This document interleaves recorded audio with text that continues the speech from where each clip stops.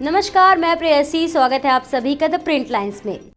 कच्चा थीवू दुई विवाद पर भाजपा प्रवक्ता शहजाद पूनावाला का बड़ा बयान सामने आया है।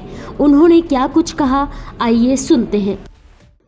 एक ऐसी भूमि जो भारत और तमिल का एक हिस्सा था और जिससे तमिलनाडु के मछुआरों की जीवनी और जिंदगी और सुरक्षा जुड़ी हुई थी, उसको कंसीलमेंट, कंस्पिरेसी और कल्यूजन से कांग्रेस और डीएमके के प्रथम परिवार ने सौंप दिया थाली में।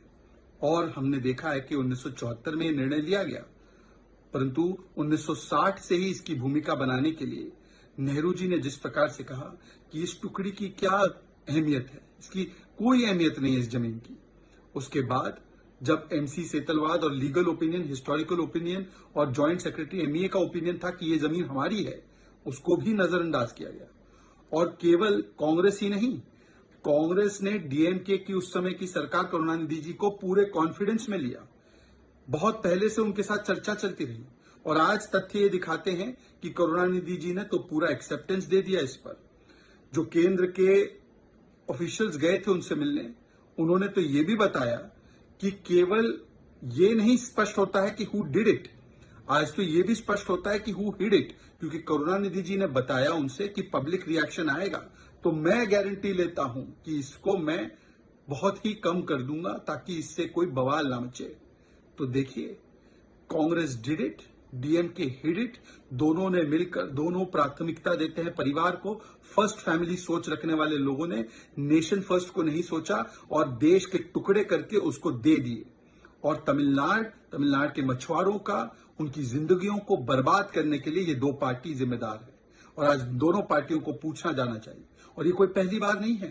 ये सीसीसी जो है ना, कंसीलमेंट, कल्यूजन और कंस्पिरेसी, ये लगातार कांग्रेस करती आ रही है। कोको आइलैंड, पीओके, अक्साई चीन, वहां पर भी नेहरू जी ने कहा क्या अहमियत है इस भूमि की। फिर उसके बाद हमने देखा है कि हजारों वर्ग किलोमीटर जमीन जो है भारत की, इसी प्रकार से अलग अलग जगहों पर दे दी और डीएमके ने उस पर मुहर लगाई। इन दोनों पार्टियों से पूछना चाहिए कि आज भी तो भारत की एकता, अखंडता और सार्वभौमिकता, सॉवरेनिटी को जो अगर कहीं से हमला होता है तो कांग्रेस और डीएमके से ही होता है। ए राजा का बयान हो या राहुल गांधी का बयान हो, ये दोनों लोग कहते हैं भारत तो देश ही नहीं है। भारत के विभाजन करने की सोच, उसके टुकड़े करने की सोच इन दोनों पार्टियों में निहित है। वैसे तो ये जो इनका गठबंधन है, ये देश के नाम में डॉट डॉट डॉट लगाता है, I.N.D.